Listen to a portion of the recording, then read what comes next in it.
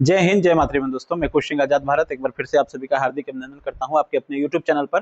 दोस्तों, आज हम थोड़ा सा संक्षेप में जानेंगे कि बिहार दरोगा 1799 पद है, इसके पीटी की परीक्षा। ठीक है, इसके पीटी की परीक्षा के संदर्भ में कि आखिर कैसे है, क्या होता है, निगेटिव कितना होता है, कैसे ये सब चयन की इसकी प्रक्रिया क्या है, समथिंग इसके बारे में जानना चाहेंगे। देखिए, सबसे पहले ये परीक्षा का अपना आपका जो समझिए कि ये पहला चरण है। ठीक है, यानी फर्स्ट स्टेप यही है, पीटी की परीक्षा। यानी फर्स्ट के बाद स्टेप कहने का मतलब इसके बाद आपको मेंस होता है, फिर फिजिकल होता है, ये सब होता है ना। फिर तो यही फर्स्ट इसका जो चरण है वो है पीटी की परीक्षा। ठीक है ना, इसको ध्यान में रखना है। अब ये परीक्षा होती कैसे है, इसका मोड क्या है दोस्तों, किस मोड में होगा? तो ये ऑफलाइन मोड में होगा। ऑफलाइन कहने का मतलब आप जो हॉल में बैठकर आराम से पेन पेपर कॉपी ये सब उस तरह से जो देते हैं, वही। ऑनलाइन नहीं, ऑफलाइन मोड में होगी। अच्छा, ध्यान देना है, ये पीटी की जो परीक्षा होगी ना, उस दिन 2 पालियों में होती है, लेकिन आपको एक ही पाली में देना है। जैसे वो संख्या के अकॉर्डिंग कि भाई मान लीजिए 2 लाख 3 लाख का फर्स्ट शिफ्ट में हो गया, 2 लाख 3 लाख का सेकंड शिफ्ट में हो गया।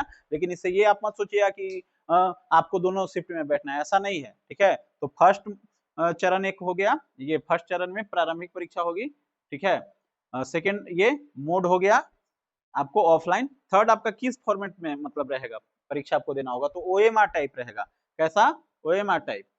ओएमआर में आप लोग जैसे परीक्षा दिए ही होंगे, ओएमआर जो भरने वाला, वो वाला। फिर प्रश्नों की प्रकृति यानी इसका नेचर कैसा होगा दोस्तों, प्रश्न आपको किस तरह के पूछे जाएंगे?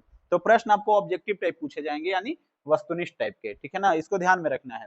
ऑब्जेक्टिव टाइप यानी 4 विकल्प वाला जो जैसा पूछता है वही। भाषा इसकी क्या होगी परीक्षा में? तो हिंदी और अंग्रेजी दोनों, यानी दोनों लैंग्वेजेस में आपको प्रश्न पूछा जाएगा। ठीक है ना, आपको जिसमें आप कंफर्टेबल हैं उसमें आप उत्तर दीजिए, कोई दिक्कत नहीं है, उससे कोई मतलब नहीं है। उत्तर क्या देना है, मतलब ओएमआर को भरना तो है। अब आप हिंदी वाले से समझ रहे हैं आसानी से प्रश्न को, तो हिंदी वाले को पढ़िए, अंग्रेजी को समझ रहे हैं तो अंग्रेजी को पढ़िए मिलाकर, जैसे भी। अच्छा, कुल समय कितना मिलता है? तो इसमें 2 घंटे का समय रहता है दोस्तों, 2 घंटा आपको समय मिलेगा। ठीक है ना, कुल प्रश्न कितने होंगे, प्रश्नों की यानी संख्या, तो 100 प्रश्न होंगे टोटल, यही ऑब्जेक्टिव टाइप के जो हो गए। एक प्रश्न कितने हो गए? तो एक प्रश्न 2 अंक के होंगे। ठीक है, यानी 2 अंकों के। ठीक है ना, 2 अंकों के होंगे एक प्रश्न। और निगेटिव कितना होगा, ये सबसे ज्यादा आपको यहाँ पर कंफ्यूजन में डालता है कि निगेटिव क्या होता है। निगेटिव होता है दोस्तों 0.2 अंक। ध्यान रखिए आपका जो, देखिए कुल प्रश्नों की संख्या जैसे 100 था, एक प्रश्न 2 अंक का हो गया, यानी टोटल कितना हो गया, यानी 200 अंक का हो गया टोटल कुल। यही हुआ ना, यानी एक प्रश्न 2 अंक का।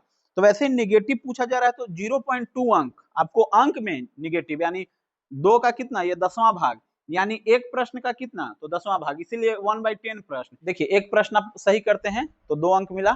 ठीक है, ये तो आप जान गए।